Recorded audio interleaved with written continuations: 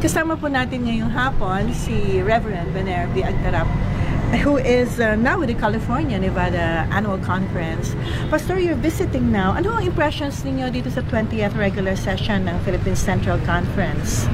Well, my impression is that nakakatuwa dahil we don't do this more often, that we hold our Central Conference session outside Manila. Yes. So for this conference to have this session in Bayumbong is by itself is a tremendous achievement and excitement for the church. Yes. Nakita niyo po yung efforts ng media team. Actually, sabi nga, this is second time na nag-live stream. Pero ito more on a professional level. Yeah. Ano po opinion niyo? Because you were sitting right there in the balcony, nakita niyo po yung ginagawa namin. Ano ang opinion niyo sa ginagawa namin? Well, I'm very impressed sa kanilang level of expertise and professionalism, and to know that these people are doing this for the love of God and for the love of the church ay talaga namang it's something that we need to be thankful to God. Nung ako'y kabataan pa, we try to have this kind of support to the church, but for many reasons hindi namin na-pull out. So for me to see this happening is indeed another remarkable accomplishments of the church. So thank you. Yeah. Ano ho yung naramdaman nyo nung sinabi po, in-announce na nakatanggap kayo ng mga ilang boto? Ilang boto ho ba yung may mga bumoto pa ho sa inyo? Oh nga, that is in spite of my effort of really telling the people that I believe that there are many ways that I can be of help and support the work of the church. But I'm thankful kahit meron mga bumoto ng konti.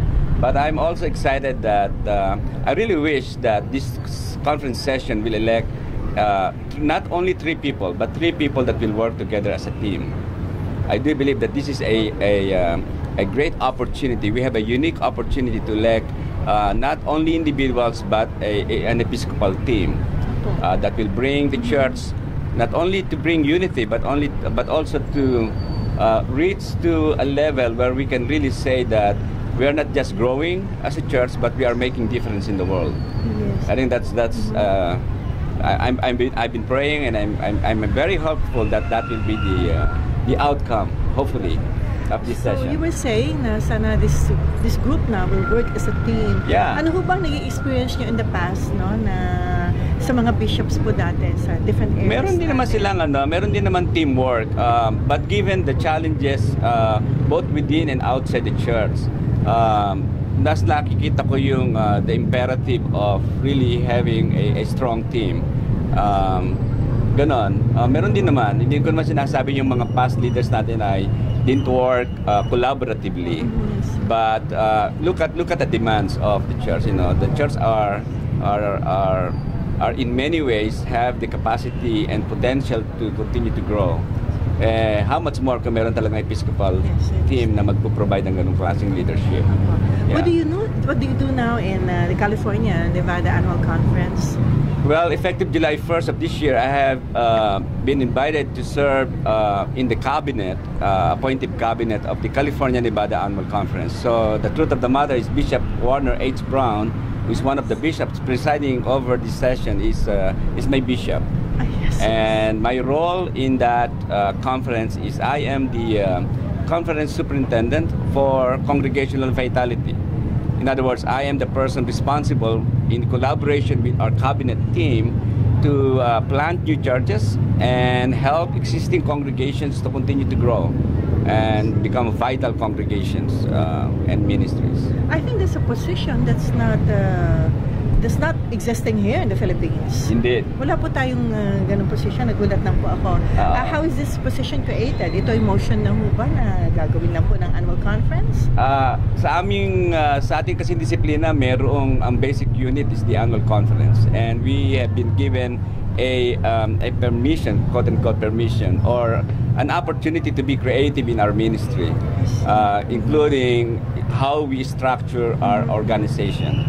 And since we are fully committed to create new places for new people, we believe that this new setup in terms of leadership will help us achieve that goal.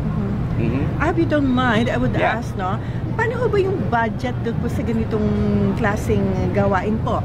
Does it come from the annual conference itself or isang dahilan po kaya ayaw po ng mga pastor po dito po sa Pilipinas sa mga extension ministries dahil po yung sa insecurity about the lack of economic support, no? Yes.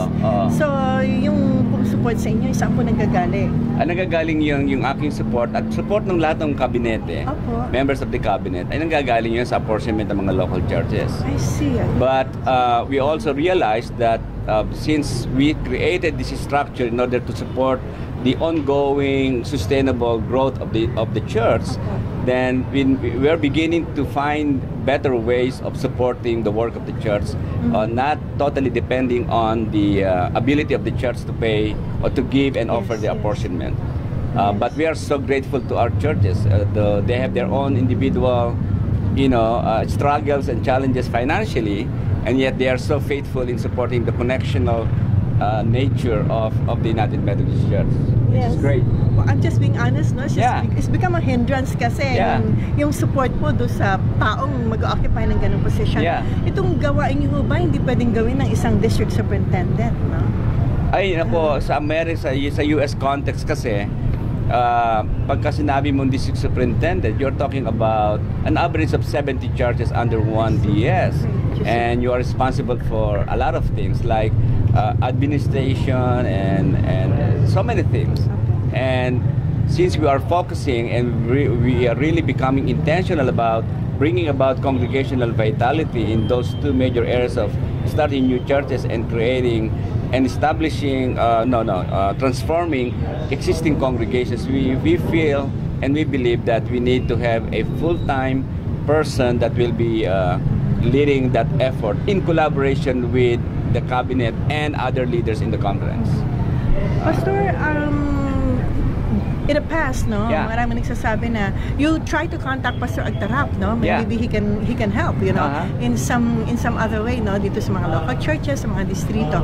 Paano ho ninyo pwedeng tulungan ngayon ng mga local churches po dito sa Pilipinas? Sa Pilipinas, in your present position now. Well, in my present position, I don't know if you are aware that last June, your leaders, the College of Bishops in the Philippines, and other national leaders of the different various agencies, had a summit, and they talk about the strategic direction and plan for the Philippine Central Conference for this coming quadrennium. And I was invited to be part of that summit, and I facilitated the conversation. At ang nakakatuwa doon ay out of that summit, they came up with a plan that I believe will be presented in this session and hopefully will be approved, and then there will be another session sometime next year to have an orientation about the plan. So that's really, really exciting. And aside from that, in my own time, in my own way, I've been coaching some of your pastors, especially those who are starting new churches. In other words, coaching by Skype, through the use of technology, FaceTime. I'm in conversation with some of their folks and leaders. That's why I think that was mentioned, yung quadrennial plan. Ito yung quadrennial plan. Yan yung quadrennial plan, So we look forward to hearing about the quadrennial plan. Oh, that's exciting. According to Bishop Gombo, I think this is the first time that indeed the national leaders came together in one place to talk about intentionally about bringing the whole church in one direction, and that is congregational vitality, creating new places for new people. That is really, really exciting.